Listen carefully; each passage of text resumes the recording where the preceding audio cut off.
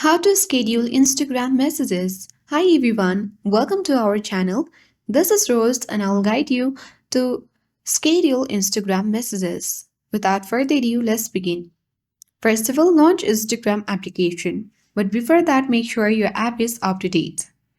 Make sure to sign into your account and navigate to Messenger icon at top right corner of your screen. Then you will see all the chat listed on your Messenger section. Simply open a particular chat. Then tap the search bar at top or the simply message bar at bottom of your screen and type in a particular message. So instead of tapping on the send button instantly, you can simply long press on the send button.